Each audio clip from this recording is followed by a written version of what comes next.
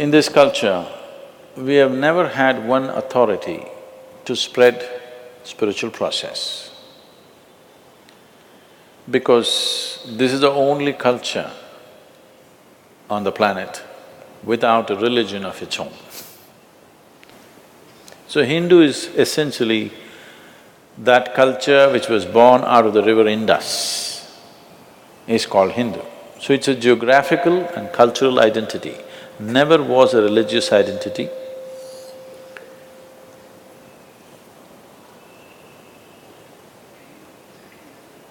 It's only when people came from outside, who came with concretized ideas of religion, they had to give you also one name. So we are this, what are you? We are all over the place. They couldn't understand that, you must be something.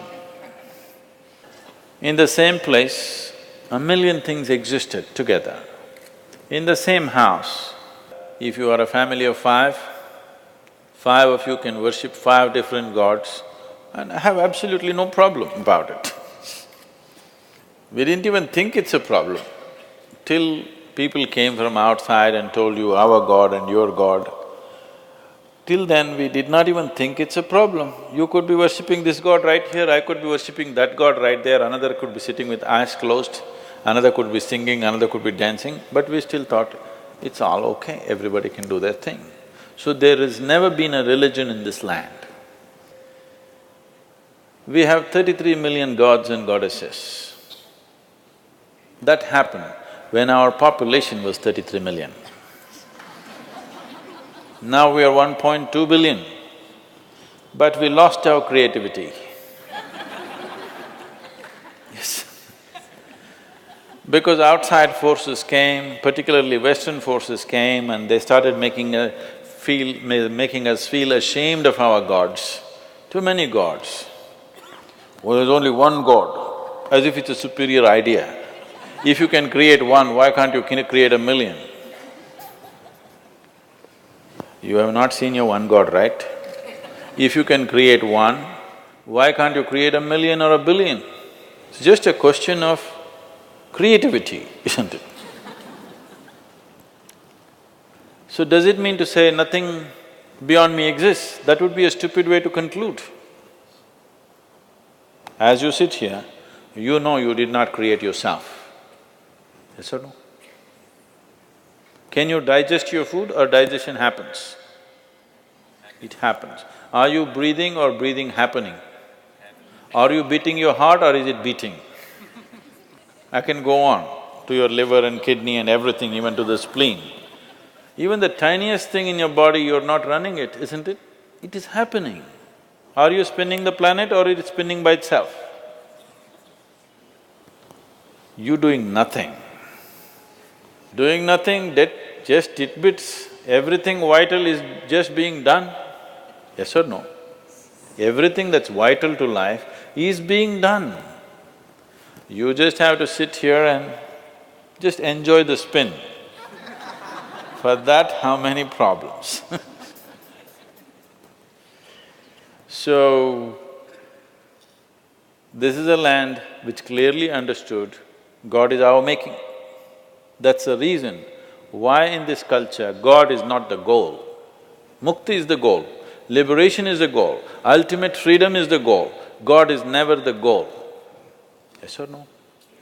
You don't like it, because you've forgotten. Otherwise, mukti is the goal, isn't it? Mukti means what? Liberation, freedom from everything, including God. You are using God as a stepping stone if you need it. You can grow with God or without God. This is the only culture on the planet where in any of our Indian languages, there is no word for a heretic, because we never thought anybody is a heretic. We never imagined that there can be somebody like that, because we did not have any established belief system. Everybody can do their own thing. Most plural and democratic process for thousands of years. So, the spiritual movements were started for human liberation. This is not about God.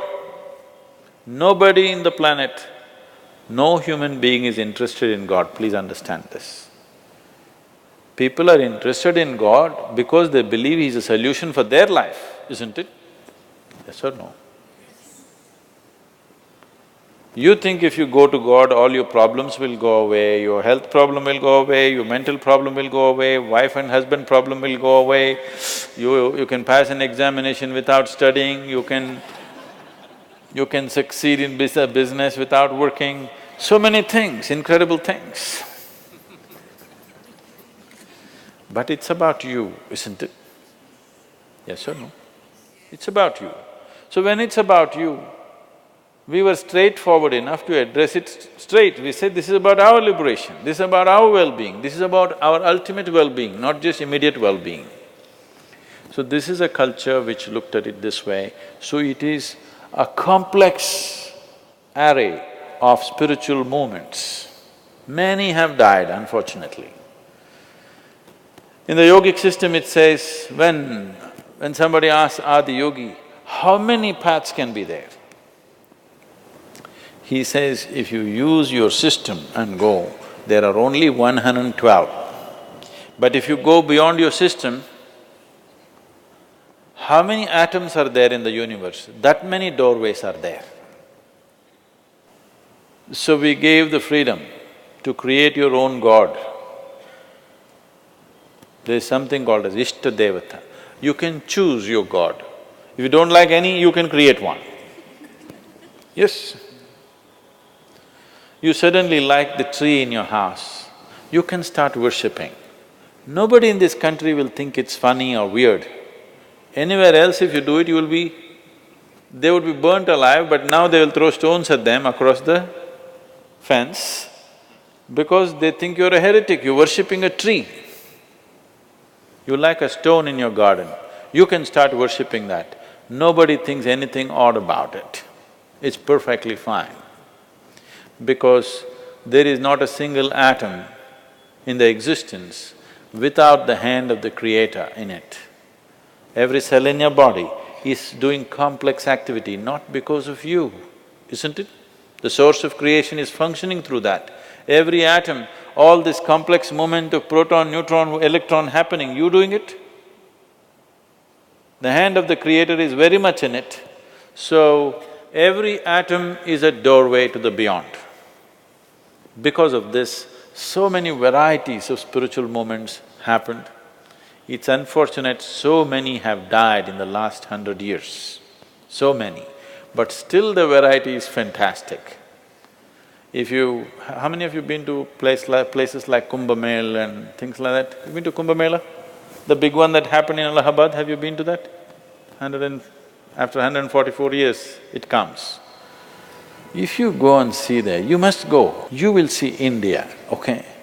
An India of another dimension, which today the educated population in the country are completely missing. It's incredible, I'm telling you.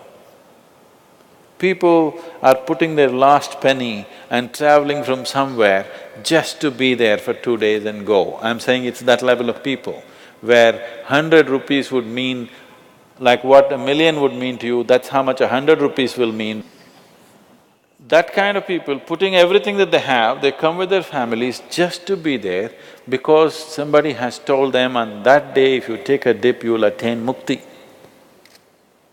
Not that you'll see God, not that God will come and give you a heap of gold, you will attain mukti. Still, 800 million people in this country are actively seeking liberation, knowingly or unknowingly. It's an incredible thing, nowhere else on the planet there is such a phenomena happening that there are human beings longing to go beyond their present level of existence consciously. Nowhere else such a thing has happened.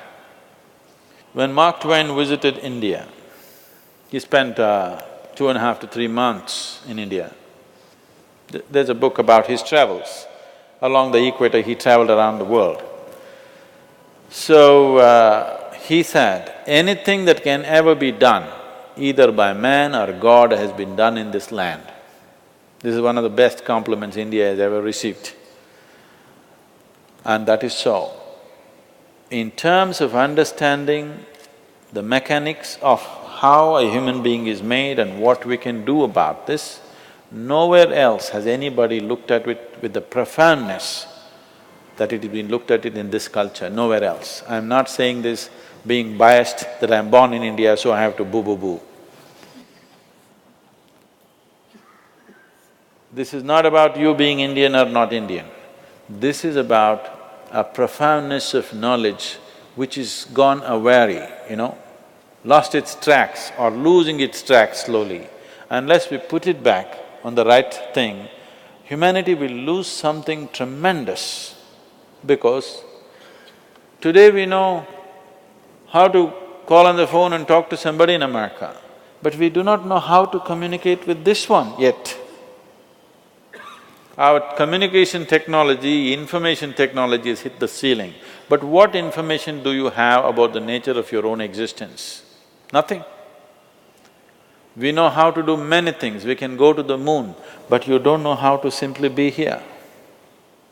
So, this technology of inner well-being has been explored with absolute profoundness. This knowledge should not be lost. Only if this knowledge flourishes on this planet, material and economic well-being will translate into human well-being. Otherwise, you will have everything and you will have nothing. Just to give you an example, what's happening to India right now. The last year, 2011, when the Diwali came, we call it Deepavali. When the Deepavali came in South India, about 127 crores worth of alcohol was sold on one day in Tamil Nadu. Out of this, 21 crores worth of alcohol was sold in one small town where a population is about 6 to 6.5 lakh people. Why means, this is the Tirupur town. You heard of Tirupur? It's a hosiery town, it's an export-oriented town. Everybody here, their incomes are at least 3 times that of everybody else in the state. So if money comes, they're going to get drunk and stay in the gutter. 42% of the Tamil Nadu's population is going diabetic. So if money comes, you will buy disease. So if economic well-being does not translate into human well-being, it's meaningless. Moving from poverty to affluence is a hard journey. Whether it's for an individual or a society or a nation, it is a hard uphill task. After you get there, the deception of it, you work hard all your life and get there, and all you get is a disease. All you get is addictions, all you get is misery, all you get is broken minds, all you get is stress. It is a great deception. So when people achieve economic well-being, human well-being also should happen. If this has to happen without an element of spiritual dimension in them, it cannot happen. They may be following an organized spiritual process, or by themselves they might have found something. But without an element of spiritual process, there is no way anybody can translate economic well-being into human well-being. This must happen. As economic development happens, it is very important parallelly, spiritual possibilities are widely available to every human being. Otherwise, life will deceive you in such a bitter way